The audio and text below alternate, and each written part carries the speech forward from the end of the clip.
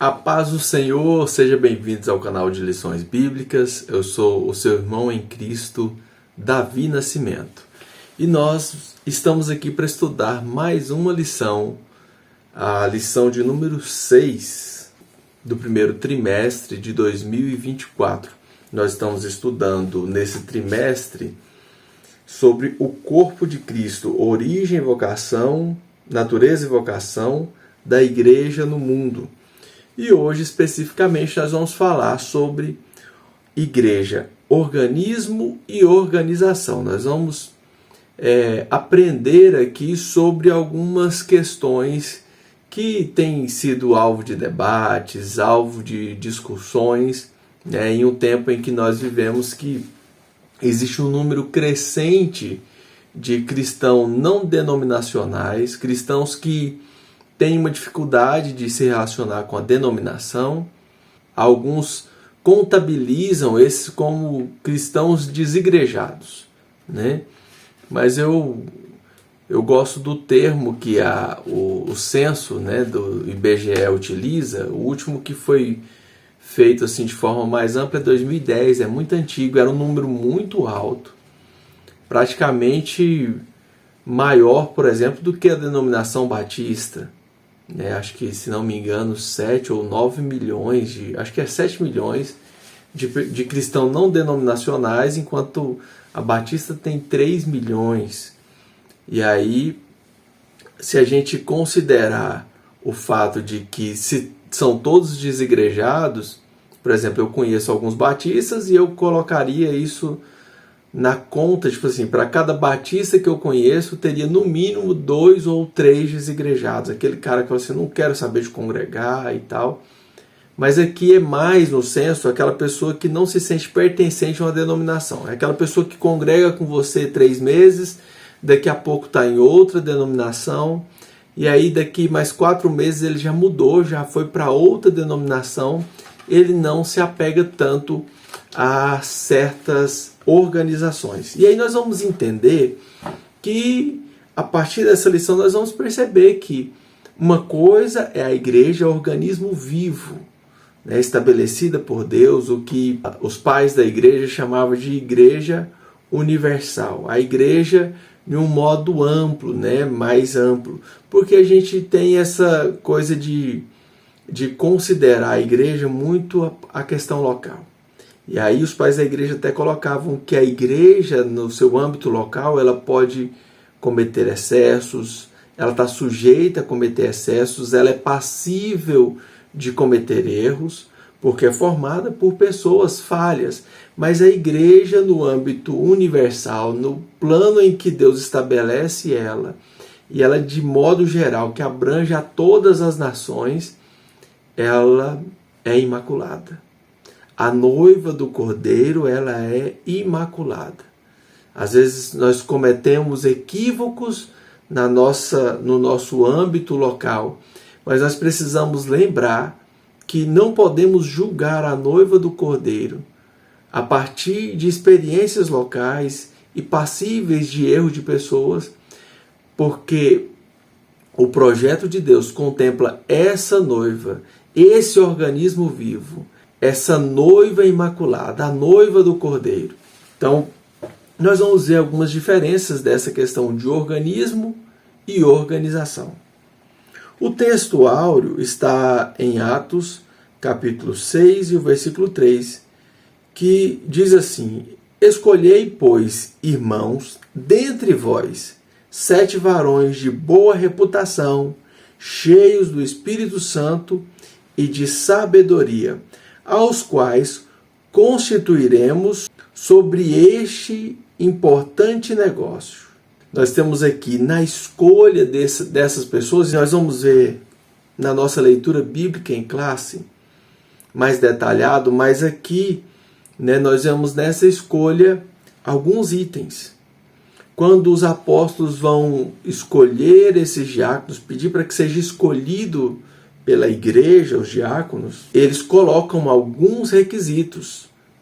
Essas pessoas precisam ser de boa reputação, não pode ser alguém que tem má fama, que dá mau testemunho, precisam ser cheios do Espírito Santo, porque para exercer atividades no âmbito da igreja, em se tratando da noiva do Cordeiro, mesmo que sejam coisas simples, como no caso aqui, aparentemente simples, né, que era cuidar da mesa, cuidar dos que tinham necessidade de alimento. Algumas pessoas estavam passando necessidades, estavam sendo esquecidas no partir do pão, né? E nós vamos aprofundar nisso aqui daqui a pouco. Mesmo sendo para essas demandas, eles pedem, os apóstolos pedem para que sejam pessoas cheias do Espírito Santo. Vocês vão escolher, mas precisam ser cheias do Espírito Santo. Algumas coisas na nossa igreja que precisa ser escolhido pessoas, nós não podemos esquecer disso, porque se trata de um conjunto de pessoas que estão marchando em direção a uma Jerusalém celestial, e nesse caminho ele lida essas pessoas, esse grupo lida com ataques de potestades, de principados e potestades, e essas pessoas precisam ser cheias do Espírito Santo. Quem vai estar à frente de qualquer coisa no âmbito do organismo da igreja do Senhor precisa ser cheio do Espírito Santo. E também dotada de sabedoria. Então, são esses requisitos. Homens de boa reputação, cheios do Espírito Santo e de sabedoria, cheios de sabedoria. A verdade prática nos diz que a igreja é um organismo vivo, contudo, como toda estrutura viva, precisa de organização. Isso é fato. Qualquer estrutura que funcione de forma desorganizada provavelmente não vai viver por muito tempo. A nossa leitura bíblica em classe está em Atos 6, do versículo 1 ao 7, que nos diz assim: Ora, naqueles dias, crescendo o número dos discípulos, houve uma murmuração dos gregos contra os hebreus, porque as suas viúvas eram desprezadas no ministério cotidiano. Quando a gente fala em gregos e hebreus aqui, nós precisamos lembrar que muitos dos judeus que foram para a diáspora, que foram para o exílio babilônico, não voltaram. É um número pequeno que retorna com Esdras, com Neemias, para reconstruir Jerusalém, e boa parte desses judeus que foram para a diáspora, eles continuam por onde estavam. E é tão interessante essas informações da diáspora e dos que ficaram lá, se tornaram comerciantes por onde eles se estabeleciam e se tornaram pessoas prósperas, que por onde o apóstolo Paulo, os apóstolos de um modo geral, mas nós temos o apóstolo Paulo sendo apresentado aqui por Lucas no livro de Atos, levando a mensagem de boas novas, ele se utiliza das sinagogas. E sinagoga é uma instituição que é estabelecida por esses judeus que foram levados ao exílio e entende que eles precisam observar a palavra de Deus, observar a lei do Senhor. E eles constroem um espaço e financiam que as escrituras sejam colocadas ali, que custava muito caro, uma cópia de um livro sagrado. Então eles investem pesado nisso para que pudessem ser estudado a palavra de Deus e eles tivessem um espaço para buscar conhecer da palavra de Deus. E esses judeus, ao longo da sua trajetória, eles vão fazendo com que outras pessoas conheçam, né, a história de Israel, a história de um Deus criador dos céus e da terra e que selecionou Israel para ser um exemplo para todas as nações. E algumas pessoas se convertem, nós temos prosélitos, inclusive nós vamos encontrar aqui alguém que é prosélito e faz parte desse grupo aqui. Essas pessoas, elas vinham pelo menos uma vez por ano para Jerusalém para participar da festa de Páscoa, da festa de Pentecostes, que acontece ali 50 dias após a Páscoa, e muitas vêm de muito longe. Quando a gente tem ali em Atos 2 o Espírito Santo descendo, Essas pessoas que vinham de longe, elas relatam que estão vendo pessoas, homens galileus, homens simples que se vestem como pessoas locais ali, e elas conseguem localizar, né, que são pessoas galileus, da Galileia, e estão falando em dialetos, glorificando a Deus em dialetos que elas conhecem de terras distantes. Então, esses gregos, na verdade, são judeus que não nasceram ali, são descendentes de Abraão, que não nasceram na região ali da Palestina, mas eles guardam esses mandamentos e eles vêm para as festas. Alguns vêm no final da sua vida, trabalhou a vida inteira, são comerciantes, e vêm no final da sua vida para ficar ali em Jerusalém, morando próximo ao templo, guardam seus recursos para morar os últimos dias em Jerusalém, o lugar onde Deus escolheu habitar. Alguns desses, por já virem com a idade avançada, morrem e ficam suas esposas viúvas. O que eles estão trazendo reclamação aqui é que essas viúvas estão sendo desprezadas, não estão sendo cuidadas. E eles vêm trazer essa reclamação.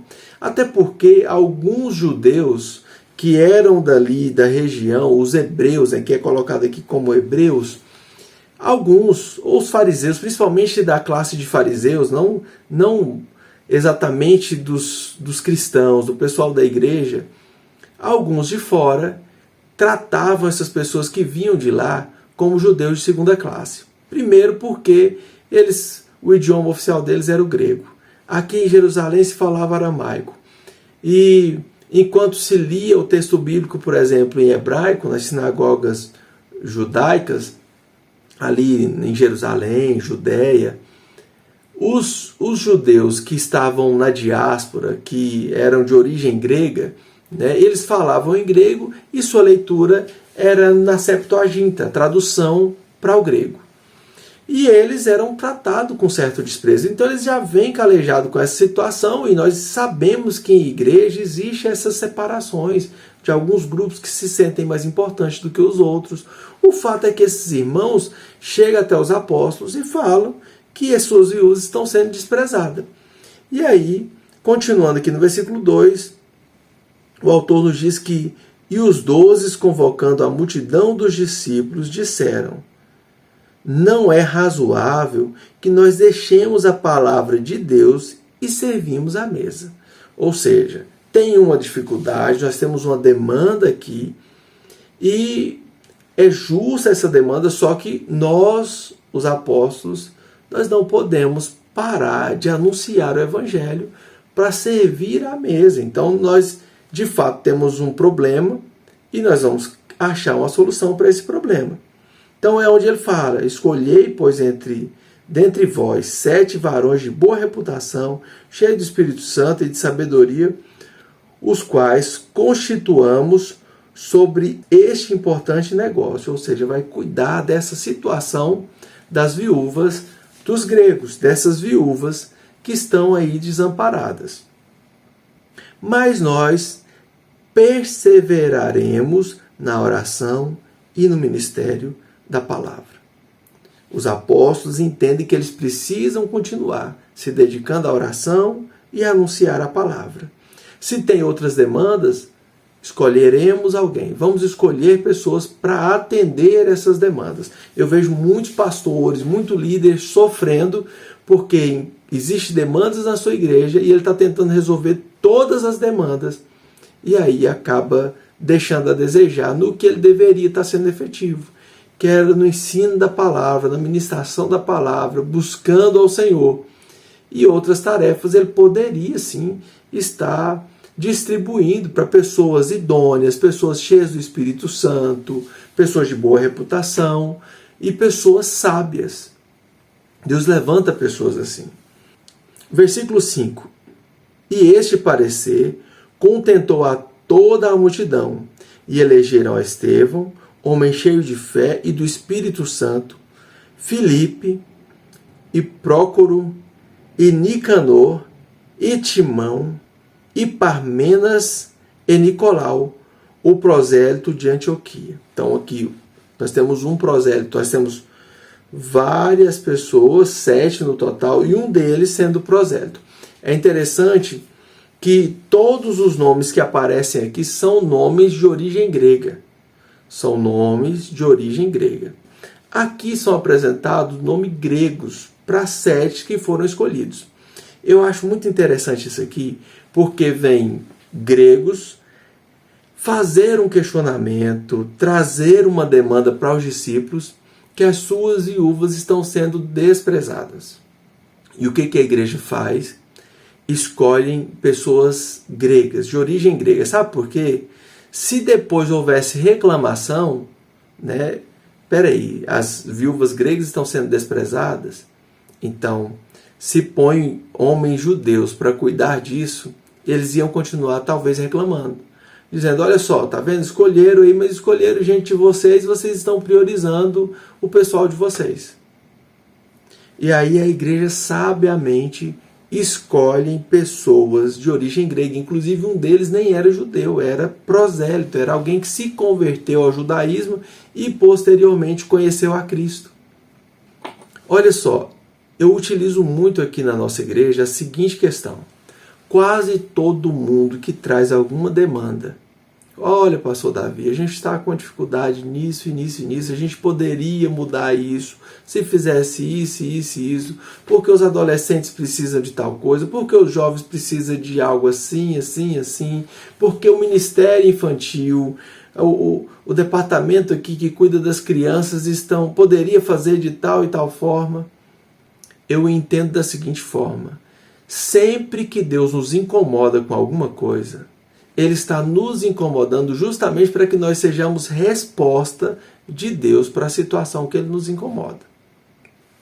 Então, eu costumo dizer para essas pessoas que me procuram, ou que procura alguém da liderança e chega até a mim depois a demanda, eu falo o seguinte, ok, meu irmão, é muito justa a sua preocupação, a sua demanda, só que eu entendo isso. Quando Deus está te despertando, Ele já está também te despertando porque você pode ser a resposta. O que você sugere para que a gente faça e o que você está disposto a fazer. Então essa igreja, eles veem que de fato esses irmãos podem fazer parte da solução. Quando nós enxergamos algumas limitações, nós estamos sendo despertados porque somos parte da solução. E essa igreja percebe isso e traz esses irmãos para fazer parte da solução dessa demanda, para solucionar essa demanda que eles de fato conheciam exatamente quem eram as viúvas gregas, sabiam das dificuldades dela, eles provavelmente tinham um vínculo maior com essas irmãs que estavam sendo desamparadas, e nada melhor do que eles, que as conhecia tão bem, falam do mesmo idioma, compartilham das mesmas coisas, nada melhor do que essas pessoas para cuidar dessas irmãs. Versículo 6. E os apresentaram ante os apóstolos, e estes orando lhe impuseram as mãos. E crescia a palavra de Deus, e em Jerusalém se multiplicava muito o número dos discípulos, e grande parte dos sacerdotes obedeciam à fé. Nós temos aqui uma ação da igreja, escolhendo pessoas para atender demandas específicas. Então, a igreja, apesar de ser um projeto de Deus, nós vemos no meio do processo as pessoas, a liderança, tomando decisões para que essa igreja funcione, para que certas demandas que são naturais do dia a dia possam ser supridas. Então a igreja precisa ser organizada, e ela vai ser organizada na medida em que vai surgindo suas demandas. Tem igrejas, por exemplo, que precisam de uma demanda de organizar estacionamentos, alguém para olhar estacionamentos, enquanto outras igrejas que não tem a boa parte dos irmãos não tem carro, e às vezes é uma cidade mais tranquila, o povo vai andando, vai a pé para a igreja, deixa o carro em casa e vai a pé. Você não precisa se preocupar com escolher alguém ou escolher obreiros, auxiliares para cuidar dessa parte. Então cada igreja vai ter a sua dinâmica. Existem igrejas que vai precisar de alguém para administrar e cuidar dessa questão, se tem alguém padecendo de necessidade, mas tem algumas igrejas que as pessoas, onde aquela igreja está estabelecida e seus membros, talvez não vai ter essa dificuldade financeira, mas vai precisar de elencar pessoas que possam ir cuidar e dar assistência de um grupo de pessoas que estão precisando de cuidado, não financeiro, mas de cuidado emocional, de cuidado espiritual.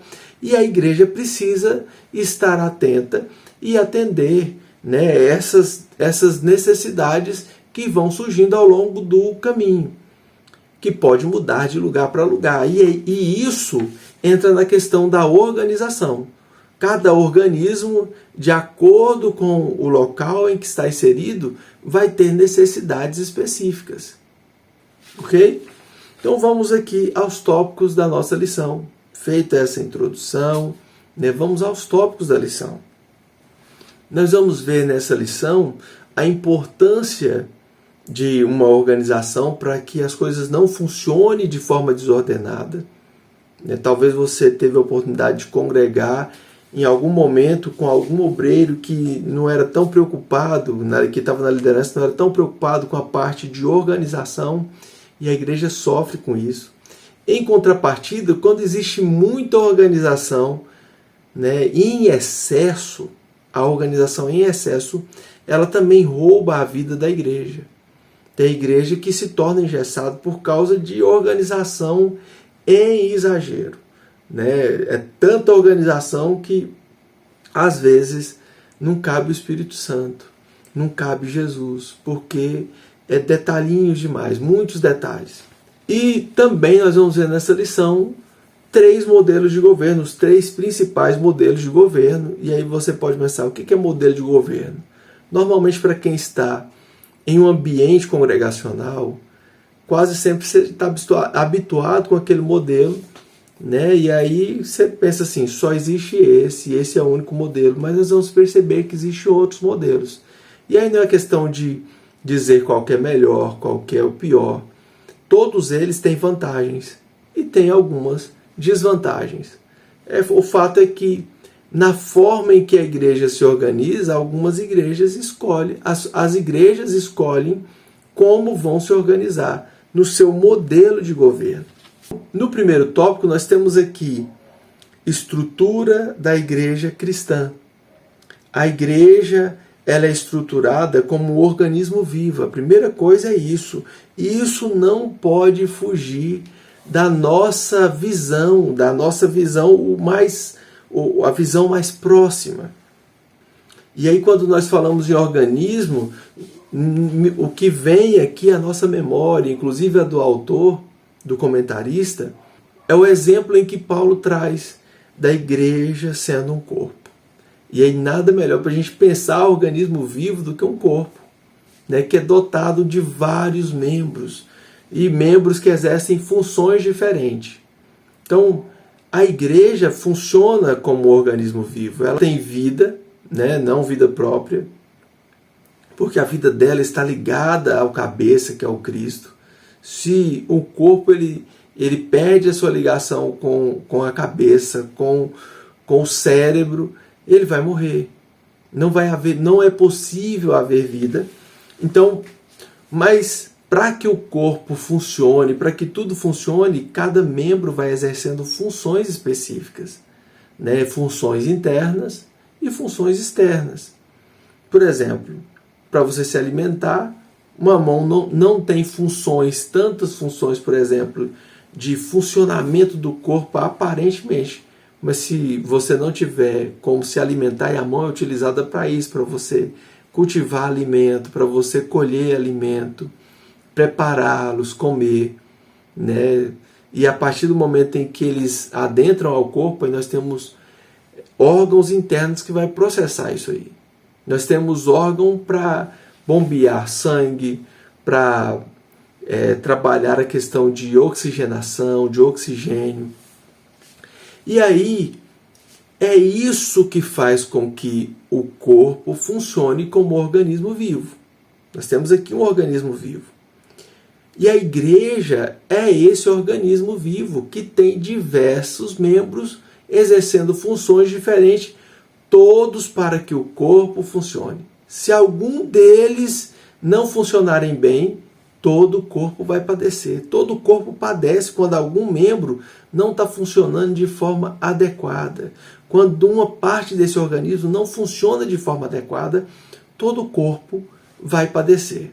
Padece com essa desorganização, com esse membro que não está funcionando perfeitamente.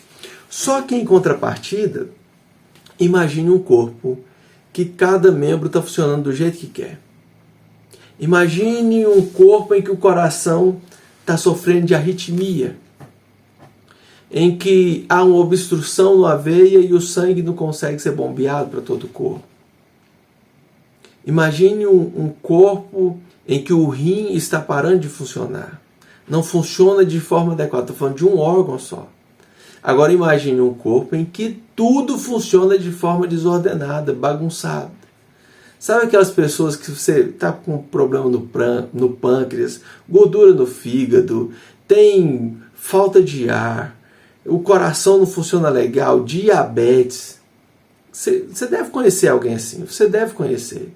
Ou da sua família, ou na igreja, do trabalho, aquela pessoa que você fala assim, se ela levantar a mão, Jesus puxa. Porque está assim, tudo bagunçado. Está a ponto de morrer, de ter um infarto a qualquer momento. Então, um corpo que funciona desordenado, ele não vai ter vida por muito tempo. Existem muitas igrejas que estão morrendo, porque não há organização. E o nosso Deus é um Deus que trabalha de forma séria, é um Deus organizado. É um Deus que estabelece ordem na criação, estabelece ordem no casamento e exige que a sua igreja funcione de forma ordenada, de forma organizada. Então, que é o próximo subtópico, a igreja como organização. Precisa ter liderança.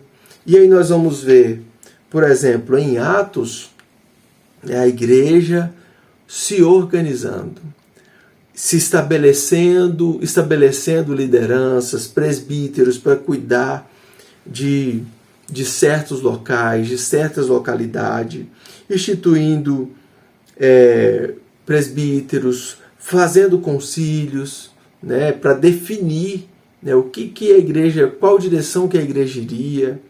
Nós temos uma direção do Espírito Santo, né, sempre eles alinhados com o Espírito Santo, mas se reunindo para tomar decisões. Porque se o Espírito Santo só decidisse e falasse, é isso, Pedrão, e o Pedro vai lá e resolve, não precisaria de concílios. Então todos eles têm o Espírito Santo, mas o Espírito Santo faz com que nessa união, nessa organização e nesse conselho em que eles se encontram para tomar decisões, eles tomem as melhores decisões de acordo com a necessidade daquela igreja, de acordo com a necessidade de avançar, de enviar obreiros, de estabelecer obreiros para determinados locais. Então a igreja, apesar de ser um organismo que tem diversos membros funcionando, né, para que esse corpo funcione de forma ideal, de forma adequada, essa igreja precisa de organização, precisa de liderança, precisa de uma liderança que reúne, tome decisões de acordo com a necessidade daquela igreja, de acordo com a necessidade daquela região, né, para saber quem envia, quem se estabelece como liderança, quem eles colocam como liderança em determinados locais, ou quem eles vão escolher para fazer determinadas tarefas, exercer determinadas funções. Então nós vimos aqui que a igreja de Cristo é o corpo vivo, é esse organismo vivo. E ela também, ela precisa ser organizada. Ela é organização porque ela precisa funcionar de forma organizada. Então nós vemos uma crescente aí no número de pessoas, como eu disse, de cristão não denominacionais, que nem é aquele desigrejado, mas não quer saber de igreja, né? Mas existem pessoas que elas ficam um tempo no lugar, daqui a pouco contraria e vai para outro lugar, e aí daqui a pouco contraria e vai para outro lugar. E aí me lembro muito aquela situação de Corinto, que alguns diziam, não, eu sou de Paulo, outro eu sou de Apolo, outro eu sou de Cristo. Aí o apóstolo Paulo fala, por acaso Cristo está dividido?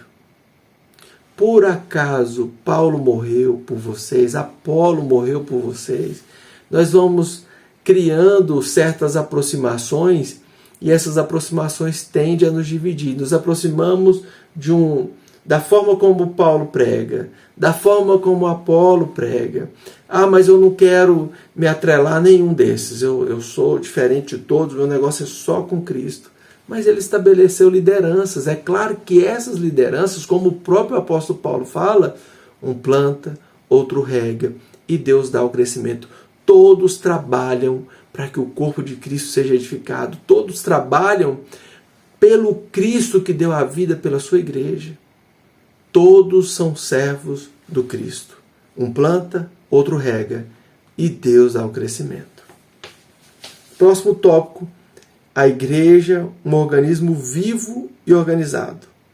Então, nós temos esse organismo vivo e organizado no aspecto local, né? E se tratando do aspecto local, nós temos ali no texto bíblico a igreja que estava em Éfeso, em Roma, em Corinto, e cada uma, quando Paulo escreve para elas, ele vai escrevendo de acordo com as suas necessidades. Tem igreja que está com dificuldade, por exemplo, como a de Corinto, com a questão da divisão na igreja. Tem igrejas que está sofrendo, como a de Gálatas, com a questão de judeus que está tentando tornar o sacrifício de Cristo como algo que precisa ser complementado pela antiga aliança, pelos cultos judaicos, pela a questão dos sacrifícios. E aí o Paulo vai explicar para essa igreja em específico que em Cristo todas as coisas que apontavam no Antigo Testamento para algo maior, apontavam justamente para o Cristo. E Cristo cumpre os requisitos que eram necessários antigos de culto, e agora o nosso objetivo é olhar para Cristo. Que a gente não precisa estar escravizado a dias, a festas, a calendários. Então era uma outra demanda. Quando a gente vai para Tessalonicenses, por exemplo, é uma igreja que Paulo fica muito pouco tempo e eles tinham muitas dúvidas sobre as questões futuras, diferente de igrejas que ficaram com o tempo ali, mais tempo com elas, ficaram com Paulo mais tempo com elas. A igreja de Tessalonicenses tinha algumas dúvidas, e aí nós temos riquezas imensuráveis sobre a volta do Cristo, sobre o que acontece com os mortos, para a gente não ficar sem esperança quanto aos que morreram, aos que dormem no Senhor, né? E aí a necessidade dessa igreja era outra. Então cada igreja vai apresentando necessidades, tanto lá quanto aqui, no nosso tempo. E a igreja precisa, como organismo vivo e organizado, precisa estar atenta a essas demandas da igreja local, da sua realidade local. Inclusive, o autor coloca, enxergar demandas sociais que a igreja tem. Demandas sociais não como algo filantrópico, mas entendendo que essa igreja está inserida em uma sociedade. Essa igreja pode mudar a realidade da sociedade que está à sua volta, e à medida que essas pessoas chegam, ela tem demandas que essa igreja precisa suprir. A igreja precisa suprir a demanda dessas pessoas que vêm, porque elas vêm para conhecer o amor de Deus, e elas de fato conhecerão. Conhecerão quando nós estamos dispostos a entregar a vida pelo irmão, a dar a vida pelo irmão. Como Jesus disse, amem uns aos outros, eu ordeno que vocês amem uns aos outros, e ninguém tem amor maior do que o meu, que é uma referência para vocês. O amor capaz de dar vida pelo irmão, né? Então, a igreja, no seu aspecto local, ela precisa estar atento às suas demandas, se organizar de acordo com as suas demandas. Às vezes, a gente colocou aqui, por exemplo, o aspecto social. Mas a igreja precisa também ver o aspecto de missão. A gente precisa evangelizar. A gente tem evangelizado pouco, então vamos evangelizar mais. Vamos ver quem tem capacidade, quem tem boa comunicação para nós prepararmos essas pessoas para se tornarem evangelistas. Evangelizamos muito, está chegando muita gente, mas parece que falta consolidar. Então nós vamos precisar discipular essas pessoas. Quem tem facilidade de ensinar e paciência, porque um novo crente ele vai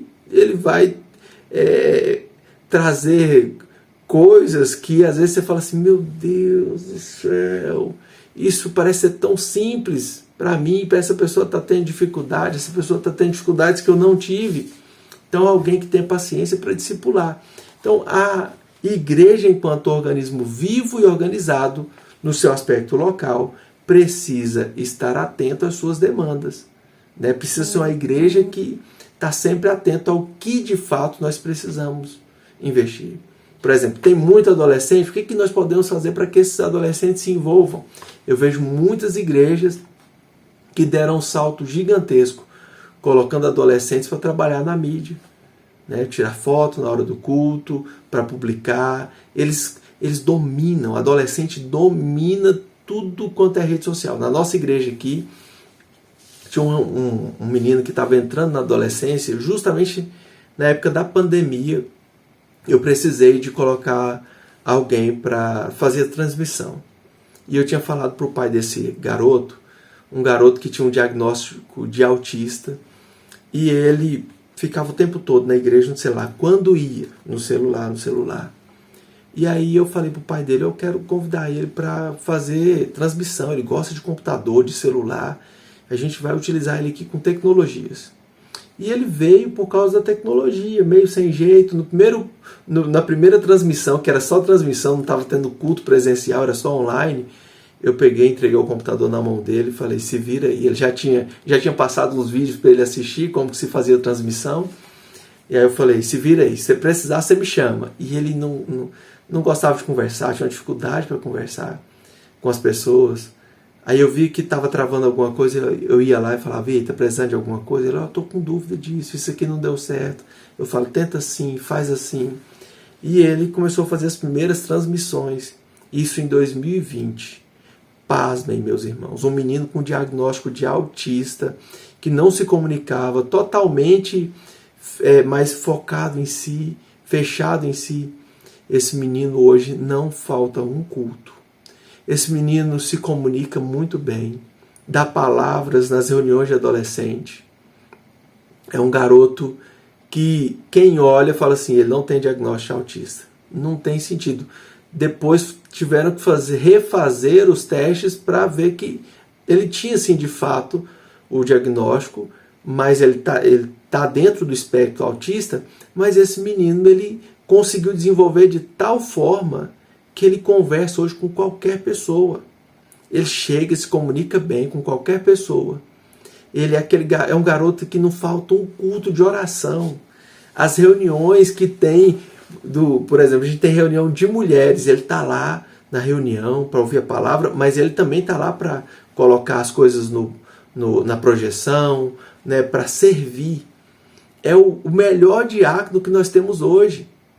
E eu tiro por base também a minha história. Eu comecei a me envolver no trabalho na igreja ainda na adolescência, com 14 anos, cuidando do som da igreja. Então, a igreja precisa ver as demandas. Tem jovem ocioso, tem adolescente ocioso, vamos arrumar coisa para esse povo fazer. Né? Vamos direcioná-los, instruí-los e fazer com que eles busquem o Espírito Santo e ensiná-los com sabedoria para que eles sejam a próxima geração de pastores, de ministros do Evangelho. Então, a igreja local ela tem essa função de perceber, de orientar, de organizar, de saber qual que é a próxima direção e buscar do Senhor essa direção. No aspecto litúrgico e ritual, toda a igreja possui uma liturgia e rituais. A igreja precisa ser organizada nesse aspecto. Uma igreja que não se organiza, não tem decência no culto, as coisas funcionam de forma bagunçada, é complicado. Ela vai gerar diversos problemas no decorrer da sua existência. A igreja precisa ser organizada na questão do culto. Precisa haver uma ordem. E aí, às vezes, nós pensamos na ordem só no âmbito de falar assim, não, aqui criança não anda, tem horário para começar, horário para terminar. E nós temos corrido um sério risco porque existe uma busca muito grande, muito intensa por cultos que atendem a necessidade de pessoas, que atendem a necessidade minha enquanto pessoa. E aí, nós pentecostais, Assembleia de Deus, nós presenciamos algumas igrejas entrando na onda aí do neopentecostalismo e oferecendo coisas para que as pessoas venham para o Senhor. Hoje, qualquer pessoa que você falar assim, vem para a igreja, porque aqui, se você tem um carro velho, você vai ter um carro novo. Se você não tem casa, Deus vai dar uma casa, né? Deus vai te dar um emprego melhor. Se você for fiel e ofertar, Deus vai te dar um emprego melhor. Então, essa busca por satisfazer o ego das pessoas e não por trazer pessoas ao arrependimento e a buscar relacionamento sério com Deus, buscar a reconexão do ser humano com Deus, tem feito muitas igrejas falharem. Muitas pessoas saírem decepcionadas da igreja porque vem e de repente a oferta que foi feita não é alcançada.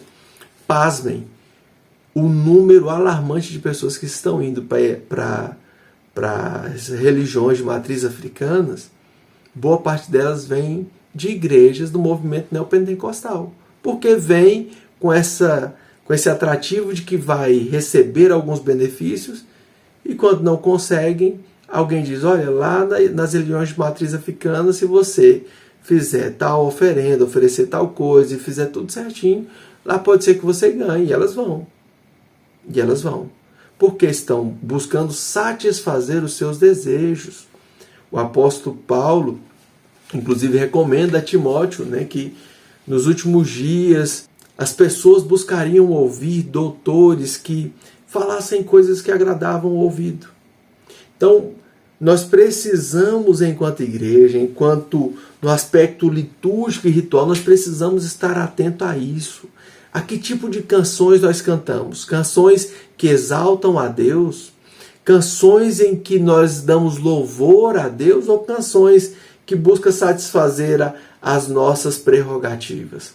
Canções que falam de um Deus que vai trazer vingança ao outro porque o outro não me deu valor adequado.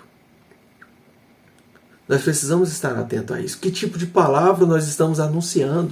Palavra que apresenta um Cristo que tem interesse em mudar a vida do homem enquanto homem pecador, que passa a ter o Cristo como modelo e a partir de então se relaciona com Deus, nessa perspectiva de um Cristo que vem para ser o primogênito de muitos e nós estamos aqui para nos tornarmos discípulos dele, parecido com ele? Ou apresentamos um Cristo que parece mais um gênio da lâmpada? Um Cristo que está mais alinhado com aquele que vem tentar ao Senhor no deserto e diz, eu te darei tudo isso se você me adorar. Se você me adorar muito, eu vou te dar muita riqueza. A única oferta na Bíblia de riqueza para quem adora muito, para quem prestar adoração e vai ter riqueza por causa da adoração que vai prestar, é Satanás oferecendo a Cristo. E aí Cristo tem o embasamento na palavra para dizer, somente ao Senhor teu Deus adorarás. Independente do que Ele fizer por nós, do que Ele nos der, o ser humano que entende exatamente o propósito da vinda do Cristo vai adorar, vai exaltar, tendo muito ou pouco, assim como o apóstolo Paulo diz, olha, eu estou acostumado a ter muito e ter pouco. Em todas essas coisas estou experimentado, posso todas as coisas daquele que me fortalece, ou seja, eu posso ter muito e posso ter pouco. Então nós precisamos estar atentos a que tipo de liturgia, a que tipo de ensinamento estamos trazendo nos púlpitos das nossas igrejas. E por último nós vamos ver os modelos de governos, para a gente entender um pouco melhor como funciona esses modelos de governos. Nós temos modelo episcopal, presbiteriano e congregacional. Modelo episcopal, o próprio termo já fala, vem de episcopos ou de bispos. E aí o governo da igreja, nesse modelo, ele é conduzido, o governo, pelos bispos, ou seja, pela liderança da igreja. Então, esses líderes, eles escolhem quem vai assumir funções, quem vai pastorear, e existe uma certa hierarquia, né? Uma primazia. Os bispos que vêm primeiro têm prioridades, né? À medida em que vai passando o tempo, esses bispos vão conseguindo, vão conquistando um certo respeito da comunidade, uma admiração e maturidade para escolher, para conduzir a igreja, para governar a igreja. Então o governo no modelo episcopal ele é conduzido por lideranças que elas vão sendo estabelecidas, né? E há uma sucessão nesse processo. E aí o autor até coloca que um dos modelos, esse modelo culminou no papado, a primazia, né? E aí aqueles mais velhos e mais antigos vão escolhendo os líderes mais novos, os pastores mais novos, e aí o modelo da igreja romana é esse modelo, né? Algumas igrejas protestantes pentecostais utilizam-se disso. Nós vamos ver no último subtópico que a nossa igreja ela tem muito desse modelo episcopal. Nós temos os pastores presidentes que coordenam o trabalho, eles têm autonomia para coordenar o trabalho, né, local. Nós temos as convenções estaduais e nacionais. E quando há mudanças, de lideranças de uma igreja para outra, de um campo para outro, ou congregação, quando é congregação, é o pastor presidente que toma essa decisão. Alguns buscam conselhos com outros pastores locais para tomar essas decisões, com os vices, mas em alguns casos o pastor decide e a mudança acontece. Então, nós temos um modelo muito parecido com esse episcopal. Tem um pouco, o autor até coloca que tem um pouco do modelo congregacional, onde a igreja escolhe algumas coisas, mas muito pouco. Nós somos muito mesmo episcopais, né?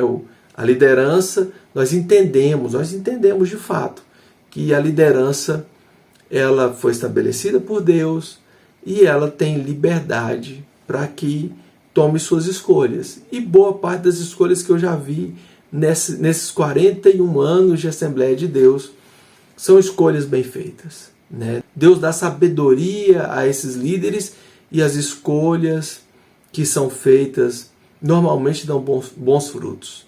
Normalmente produz bons frutos. E não é por acaso que as Assembleias de Deus é o maior grupo denominacional do Brasil.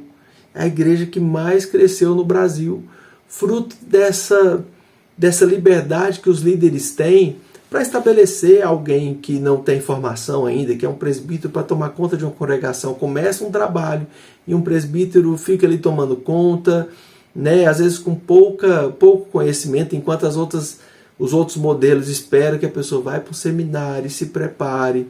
Então, esse modelo aqui tem essa vantagem.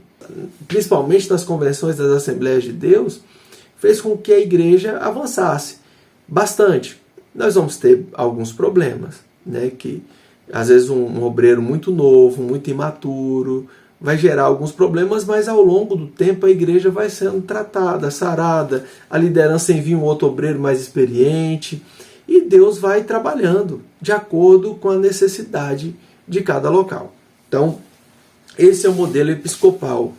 O presbiteral é o modelo que a igreja é conduzida por presbíteros. As decisões locais, elas são tomadas pelos presbíteros. A igreja elege presbíteros, escolhe presbíteros. Normalmente a igreja observa pessoas que são dotadas de alguns atributos, pessoas idôneas, pessoas servas do Senhor, piedosas, honestas. E a igreja elege esses presbíteros, e aí tem um conselho ali de presbíteros e eles tomam as decisões. Normalmente é o conselho de presbíteros que decide no que vai ser gasto o orçamento, se vai construir igreja, se não vai, se envia missionários, se não envia. Isso não está a cargo do pastor. E a igreja presbiteriana é a principal que a gente tem esse modelo, né? A igreja principal que a gente tem no Brasil que se utiliza desse modelo. Inclusive, esse modelo de presbitério, ele é a base do que nós temos hoje de sistema legislativo. O parlamento inglês, que é um dos primeiros parlamentos do mundo, ele começa com uma força que a igreja vai ganhando, e a igreja tem esse modelo de presbíteros que tomam decisões, que representam o povo, e eles acabam conseguindo fazer com que a política funcione dessa forma. A coroa, o rei começa a perder força e eles implementam o parlamentarismo, né, que era a escolha de presbíteros, né, que depois, né, no caso da política, se tornam ali deputados, né, e esses parlamentares eles são escolhidos pelo povo e eles decidem o que o país vai tomar como direção, como diretriz. Então, o modelo que nós temos ali na Inglaterra, que é, se não me engano, o primeiro parlamento, né, ele é estabelecido com a forte influência do movimento presbiteriano, né, dessa igreja que é regida por presbíteros. Não essa presbiteriana que nós temos hoje, mas esse modelo de igreja que é gerida por presbíteros. Então eles no primeiro momento são perseguidos ali na Inglaterra, mas depois eles conseguem uma influência tão grande que faz com que a monarquia se torne uma espécie de parlamentarismo. Então eles elegem e esses presbíteros é que tomam as decisões de como a igreja vai ser conduzida, parte administrativa. Eles que escolhem também se o pastor vai ser contratado ou não, se demitem o pastor ou não. O pastor tem a função simplesmente de preparar o sermão e trazer o sermão no domingo, né? Trazer um sermão centrado na palavra de Deus. E esses presbíteros estão de olho. Se o sermão não for centrado na palavra de Deus, a demissão está assinada na segunda-feira, né? Claro que tem um exagero aqui, mas esse conselho tem esse poder de administrar nesse âmbito, né? E o outro modelo é o congregacional. Ele, na verdade, trabalha por Assembleia Geral. As decisões, né, principalmente de pastores que vêm ou que vão, elas são tomadas por Assembleia Geral. E aí nós temos a Igreja Batista, que é a principal que nós temos, que trabalha com esse modelo, principalmente a Batista brasileira, né, que nós chamamos também de Batista tradicional, trabalha com esse modelo aqui.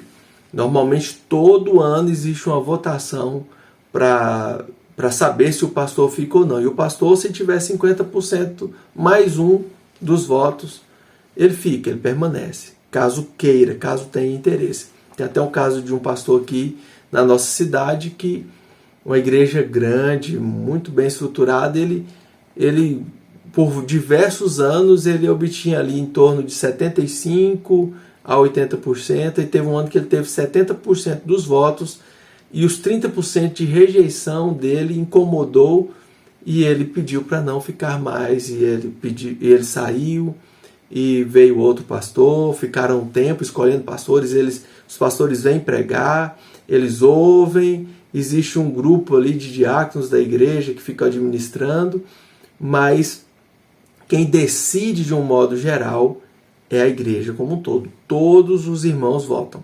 E esse modelo é um modelo que é aplicado nas Assembleias de Deus, na nossa convenção dos Estados Unidos. Esse modelo é o que é aplicado lá. Funciona muito bem lá, tem funcionado bem, né? E o fato é que Deus não está tão importando para modelos.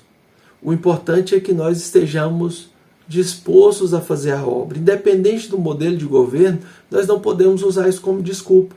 Nós precisamos estar prontos e abertos para atender o ID do Senhor. Nós precisamos entender que existem pessoas com dons diferentes, com qualidades diferentes, com facilidades para algumas coisas diferentes, e aí cabe à igreja, seja através da liderança, enquanto no modelo episcopal, enquanto no modelo presbiterial ou no modelo congregacional, perceber as demandas, perceber os potenciais que tem dentro da sua igreja, para que a igreja continue a marchar em direção às mansões celestiais e dizendo: Maranata, ora vem Senhor Jesus. Um forte abraço e fique na paz.